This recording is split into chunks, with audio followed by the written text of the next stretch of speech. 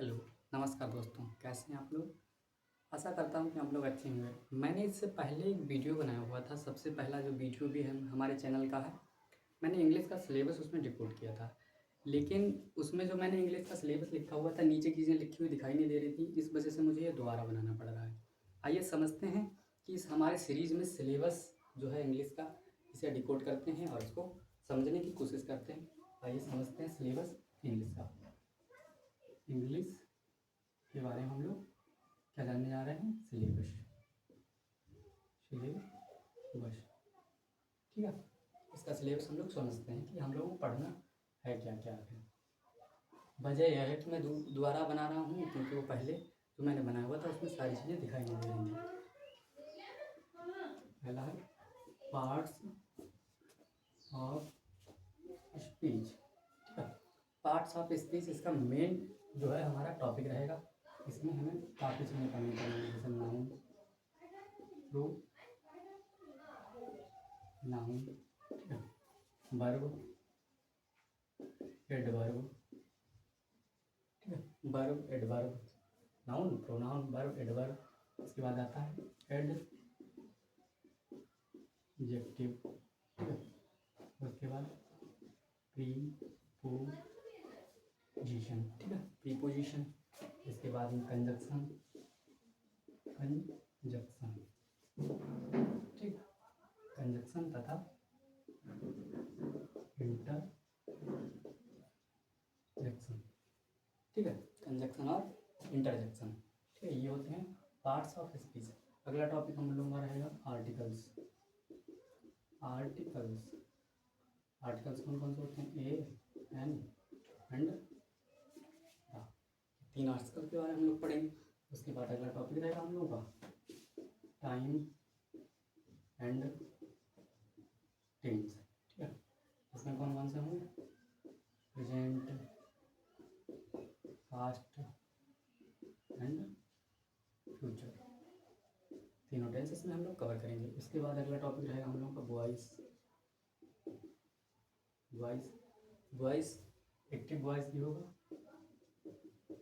Active and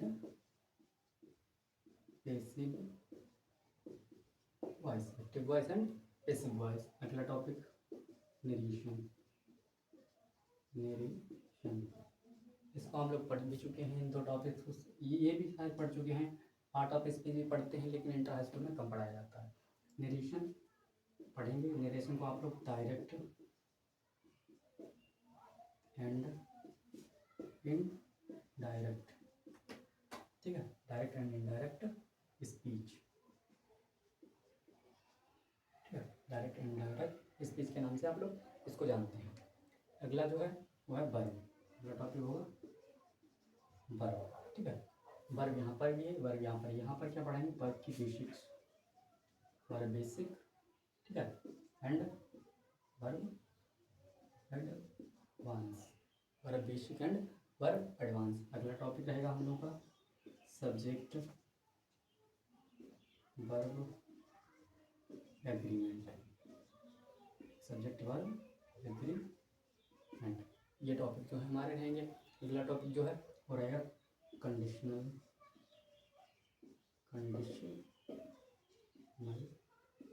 sentence का, conditional sentence का।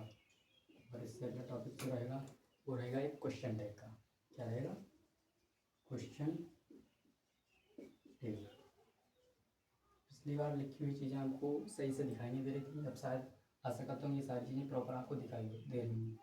ये सारी चीज़ें जो मैंने भी पढ़ाई हैं इसको हम लोग पढ़ते हैं ग्रामर के थ्रू, ठीक है, किसके थ्रू पढ़ेंगे? ग्रामर।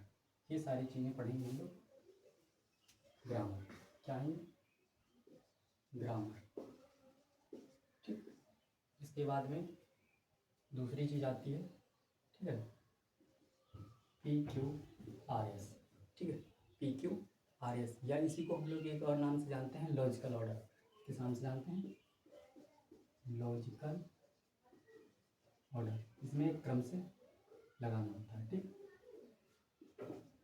दूसरा टॉपिक हम लोगों का रहेगा लॉजिकल ऑर्डर। उसके बाद में क्लोज टेस्ट, अगला टॉपिक कंप्रीहेंशन, ठीक है। कंप्रीहेंशन, क्लॉज टेस्ट और PQRS और यानी लॉजिकल रीजनिंग, ये तीनों टॉपिक्स को रखते हैं हम लोग नॉन ग्रामर की श्रेणी में उसको रखते हैं, ठीक है। और अगला जो पढ़ाऊँगा मैं आपको टॉपिक्स बताने जा रहा हूँ, वो सारे टॉपिक्स लगभग बकैब के हैं और बकैब हमें 50% हर जगह देखने को मिलता है। बकैब बहुत इंपॉर्टेंट होती है। देखते हैं अगले में हमें क्या क्या पढ़ना है। सिनोनिम्स, आप जानते होंगे सिनोनिम मतलब पर्यायवाची शब्द, ठीक है। अगला क्या है, एंटोनिम्स। एंटोनिम्स मतलब विलोम शब्द, किसी का जस्ट अपोजिट। अगला सिनोनियम, एंटोनिम और एक्रोनिम्स। एक्रोनिम्स का मतलब होता है किसी का संक्षिप्त रूप, ठीक है। संक्षिप्त रूप में हम लोग लिखते हैं वो चीज़ें। और अगला टॉपिक है वन वर्ड सब्स्टिट्यूशन। अनेक शब्दों के लिए एक शब्द, जैसा कि मैंने हिंदी में भी आपको बताया था, वाक्यांश के लिए एक शब्द, वही चीज़ है वन वर्ड सब्स्टिट्यूशन, ठीक। अगला चीज जो है होमोफोन्स, ठीक है। अगला क्या टॉपिक पढ़ेंगे, होमोफोन्स, ठीक है। होमोफोन्स। और अगला एक टॉपिक फ्रेजल वर्ब, अगली चीज़ क्या हो गई, ठीक है। फ्रेजल वर्ब हो गया, कन्फ्यूजिंग वर्ड्स हो गया। इसमें क्या पढ़ेंगे, कन्फ्यूजिंग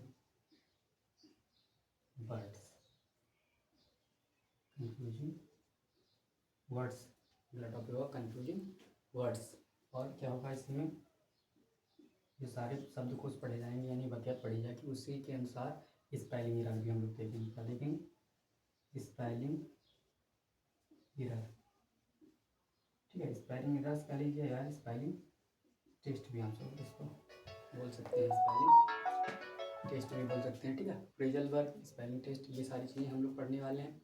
और इसके बाद में एक चीज़ जो पढ़ेंगे हम लोग, ज़्यादातर अंग्रेजी में या आपको कॉम्पिटेटिव एग्जाम में पूछी नहीं जाती है, फिर भी मैं आपको बताता हूँ कि फिगर ऑफ स्पीच, ये मैं आपको एक्स्ट्रा पढ़ाने वाला हूँ। इस चीज़ की आवश्यकता नहीं, लेकिन आपके नॉलेज के लिए मैं ये चीज़ें बताऊँगा। साथ ही साथ मैं आपको स्पोकन के बारे में बताऊँगा, स्पोकन, ठीक है। स्पोकन इंग्लिश, ये भी हम लोग जानें कि अंग्रेजी बोलने के लिए हमें किन वर्डों का उपयोग करना चाहिए, या किसी भी फ्रेज से हम लोग कैसे अंग्रेजी जल्दी से जल्दी बोलना सीख सकते हैं, ठीक है। तो ये हमारा टॉपिक्स रहने वाले हैं इंग्लिश में। कौन कौन से टॉपिक हैं आइए देखते हैं दोबारा। पार्ट्स ऑफ स्पीच, जिसमें noun, pronoun, verb, adverb, adjective, preposition, conjunction, interjection, ठीक। आर्टिकल्स में ए, एन, द, ठीक है। टाइम एंड टेंस, प्रेजेंट भी होगा, past, future. Voice, active voice and passive voice. Narration, direct and indirect narration. Verb basic and verb advance. Subject verb agreement, conditional sentence, question text, ठीक है। PQRS, जिसको logical order भी कहा जाता है, cloze test, comprehension, ठीक है। ये सारे नॉन ग्रामर के थे, इससे पहले जो हमने देखे थे 9 तक, ये ग्रामर के पोर्शन थे। इसके बाद में बकाया कि इतना जो कुछ लिखा हुआ है, सिनोनिम से लेकर फिगर ऑफ स्पीच, सॉरी इसमें नहीं आता है, स्पेलिंग एरर तक, ये सारी चीज़ें क्या हैं, बकाया की, ठीक है। बकाया, ये सारी चीज़ें शब्दकोश के लिए। Synonym, antonym, acronym, one word substitution, homophones, phrasal word, confusing word and spelling error या spelling test, figure of speech. और इसके बाद मैं आपको पढ़ाऊँगा स्पोकन इंग्लिश, कैसे अंग्रेजी बोली जाए, कैसे सरलता से बोली जाए, इन सारी चीज़ों को मैं आपको पढ़ाना आपको प्रारंभ करूँगा।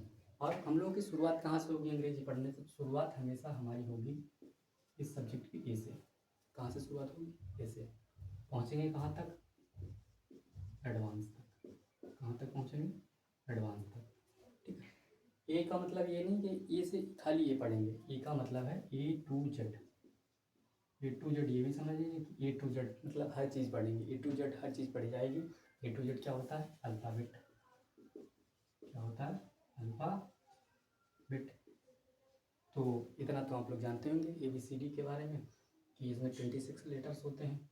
तो यहीं से हम लोग की एक क्लास शुरू होगी और तब तक के लिए आप देख लीजिए पार्ट ऑफ स्पीच से लेकर के हमारे figure of speech, spoken English तक के ये सारे टॉपिक्स हम लोग कवर करेंगे। शुरुआत हमेशा एडवांस तक पहुंचने की है और शुरुआत कहाँ से होगी, ए से, मतलब अल्फ़ाबेट से शुरुआत, एडवांस लेवल तक पहुंचना। और ये आप मेहनत करते रहिए, हम भी आपके लिए प्रयास करते रहेंगे। मिलते हैं चलिए अगली क्लास में, तब तक के लिए राम राम।